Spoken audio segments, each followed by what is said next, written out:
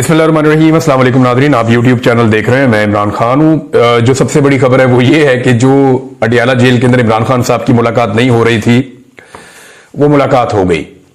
और वो मुलाकात भी हुई छुट्टी के दिन, एतवार वाले दिन। यानी ऐसा लगता है कि इस हुकूमत को ये एस्टेब्लिशमेंट बार बार ये बावर करवाना चाहती है कि तुम्हारी औकात कुछ नहीं है।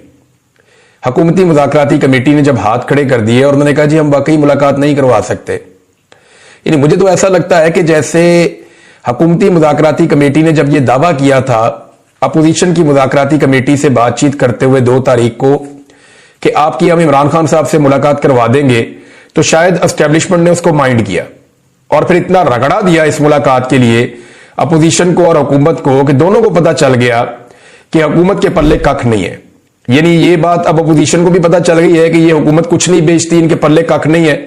ना ये मुज़ाकरात के नतीजे में कोई एक छोटी सी चीज मनवा सकते हैं, ना इनकी कोई सियासी हैसियत है, ना इक्तदार में इनका कोई हिस्सा है, तो इनकी औकात कोई नहीं है। ये बात अपोजिशन को पता चल गई है। दूसरा, इस अमल से यह भी हुकूमत को बता दिया गया कि जनाब आप टके टोकरी है, आपकी कोई औकात नहीं है। चाहे मरियम नवाज कहें कि मैं जेल के अंदर हीटर भी बंद कर सकती हूं और खाना भी बंद कर सकती हूं, लेकिन औकात इन लोगों की कुछ नहीं है। और जिस वक्त एस्टेब्लिशमेंट को समझ आई कि अब इमरान खान साहब की मुलाकात करवाना जरूरी है, तो फिर एतवार वाले दिन दरवाजे खुल गए दोबारा से जेल के, जो दरवाजे नहीं खुल रहे थे पिछले पूरे हफ्ते में। यह मुलाकात हो सकती थी ना। यानी पूरा हफ्ता यह कोशिश की गई कि किसी तरह इमरान खान साहब के मौक़िफ़ को बदला जाए। और अब उनके ऊपर जो है वो अलकादर यूनिवर्सिटी वाले केस की तलवार लटका कर, यानी सबने धमकियां लगाई कि 10 साल सजा हो जाएगी, कोई कहता जी 14 साल सजा हो जाएगी। तो जो लोग इमरान खान साहब को मिले उन्होंने कहा इमरान खान ने इसकी परवाह नहीं की, इसके ऊपर बात ही नहीं की। और जब इसकी बात हुई उन्होंने कहा ठीक है, जैसे बाकी सजाएं दी हैं ये भी सजाएं दे लें, कोई फर्क नहीं पड़ता इससे। यानी जिस चीज को इमरान खान साहब के लिए बतौर खौफ इस्तेमाल किया जाता है, इमरान खान साहब उसकी तरफ तवज्जो ही नहीं करते, उसको इग्नोर करते हैं कि ऐसी कोई चीज ही नहीं है और इसकी फिक्र ना करो, तुम अपनी बात करो जो बात करने के लिए आए हो। तो हुआ ये जनाब के रात को 2 बजे, यानी एतवार की रात, हफ्ते और एतवार की जो दरमियानी शब है, रात को 2 बजे के करीब पाकिस्तान तहरीक इंसाफ के लोगों से राब्ता किया गया और उन्हें इन्फॉर्म किया गया कि जनाब इमरान खान साहब से आपकी मुलाकात है, तो कल आपने बराए मेहरबानी अडियाला जेल में एतवार वाले दिन, छुट्टी वाले दिन, इन्होंने पूछा छुट्टी वाले दिन, छुट्टी वाले दिन ही आ जाइए, आपकी मुलाकात है इमरान खान साहब से। तो अब क्योंकि आपको पता है आजकल धुंधों वाले दिन है और रस्तों में धुंध भी होती है, उसकी वजह से हामिद खान साहब नहीं पहुंच सके। पूरी कोशिश की सलमान अकरम राजा साहब ने, वो इस्लामाबाद में तो एंटर हो गए लेकिन मुलाकात तब तक खत्म हो चुकी थी, वो भी नहीं पहुंच पाए क्योंकि धुंध की वजह से आपको दूर से आना हो तो आप, सड़कें उस तरह खुली हुई नहीं होती ना, आप वैसे वो ट्रेवल कर सकते हैं, तो गाड़ी भी आप तेज नहीं चला सकते, तो रिस्क तो रहता है। तो जो मुझे बताया पाकिस्तान तहरीक इंसाफ के लोगों ने कि धुंध की वजह से हमारे 2 लोग उस मीटिंग के अंदर शामिल नहीं हुए। लेकिन सबसे पहले उन्होंने कहा जी कि अली अमीन गंडापुर वजीर आला खैबर पख्तूनख्वा पहुंचे, उनके लिए एतवार वाले दिन अडियाला जेल का दरवाजा खोला गया और हुकूमत जो है वो सांपों के ऊपर लूट रही थी, हुकूमत जो है वो अंगारों के ऊपर बैठी हुई है कि जनाब हमने पूरा जोर लगाकर देख लिया, हम इमरान खान की 10 मिनट की मुलाकात नहीं करवा सके और जिस वक्त हमारी बस हो गई तो ये मुलाकात जो है वो अब करवा दी गई है। तो इसमें हुकूमत बेचारी की बेबसी भी आपके सामने आ गई। गंडापुर साहब से कोई आधा घंटा मुलाकात हुई, उसके बाद पाकिस्तान तहरीक इंसाफ के लोग पहुंचना शुरू हो गए और बाकी लोग पहुंच गए।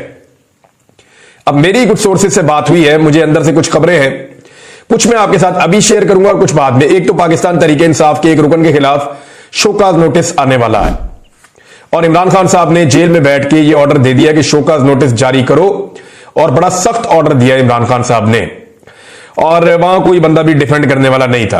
अब ये क्योंकि एक आधा दिन बीच में है, तो इसमें अभी कुछ और लोग पाकिस्तान तहरीक इंसाफ के जाकर इमरान खान साहब को मिलेंगे मंडे को। तो अगर इमरान खान साहब ने अपना फैसला ना बदला तो शोकाज नोटिस तो आएगा। तो उसके बाद मैं आपको सारी तफसीलात बताऊंगा। मुझे कुछ चीजें और भी पता चली है कि इस शोकाज नोटिस में जब बहस हुई तो क्या चीजें डिस्कस हुई और किसने क्या कहा और किसने क्या जवाब दिया, और इमरान खान साहब का इसके ऊपर फिर क्या कहना था और उनका मौकिफ क्या है इस सारे मामले को, शोकाज नोटिस को लेकर। बहरहाल ये तो एक चीज है उनकी पार्टी की इंटरनल। अब इमरान खान साहब ने जो है वो ये कहा कि जो तीसरी मीटिंग होने जा रही है हुकूमत के साथ, इस मीटिंग में हुकूमत को तहरीरी तौर पे आप दे दें और जुडिशल कमीशन की डिमांड के ऊपर, यानी ये वो वाहिद चीज है जिसपे इमरान खान साहब आकर डट गए जी हमें नहीं निकालते, जेलों से ना निकालें, और जेलों के अंदर अगर कारकुनों को और टाइम गुजारना भी पड़ता है तो कोई नहीं, हम फेस कर लेंगे। लेकिन जो कत्लेआम हुआ पाकिस्तान तहरीक इंसाफ के लोगों का, चाहे वो 9 मई को हुआ हो, चाहे वो 26 नवंबर को हुआ हो। 9 मई के बाद तो मैं गायब हो गया था नाज़रीन, मुझे तो पता ही नहीं था कि बाहर क्या हुआ, किस तरह हुआ। मुझे तो 142 दिन एजेंसियों ने अपनी तहवील में रखा। तो इस बीच में मुझे आइडिया नहीं था कौन पकड़ा गया, कौन छूट गया, किस तरीके से मामला चले। तो ये तफसीलात जब मैंने देखी और जब मैंने डाटा देखा और उन लोगों तक एक्सेस की कि जो लोग उस दिन कत्ल हो गए थे, जिन लोगों को उस दिन शहीद किया गया था पाकिस्तान तहरीक इंसाफ के, वो भी अच्छा खासा नंबर था। और अब 26 नवंबर को जो कत्लेआम हुआ उसका तो मैं खुद विटनेस हूं, मैंने सारी चीजें खुद रिपोर्ट की हैं, देखी हैं, सारा मीडिया देखा है, सोशल मीडिया देखा है, लोगों से राब्ते किए हैं, लोगों से मुलाकातें भी मेरी हुई हैं। तो ये तो बड़ा क्लियर है। अब इमरान खान साहब इन दोनों के ऊपर जो जुडिशियल कमीशन है इस मामले से तो बिल्कुल पीछे हटने वाले नहीं है।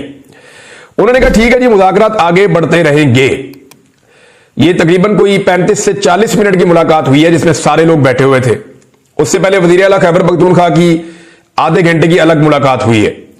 तो इमरान खान साहब ने जो 2-4 इंस्ट्रक्शन दिए, एक तो उन्होंने कहा जी कि इसके ऊपर उन्हें कहें जी कि अब आप तैयारी कर लें कि आपने जुडिशियल कमीशन बनाना है, और फाइनली उनको बता दें कि तीसरी मुलाकात के बाद उन्होंने जुडिशियल कमीशन यह बनाना है, और अगर वो ये नहीं बनाते या वो इस तरफ नहीं आते तो फिर मुज़ाकरात फारिग हैं। ये इमरान खान साहब ने क्लियरली कह दिया है।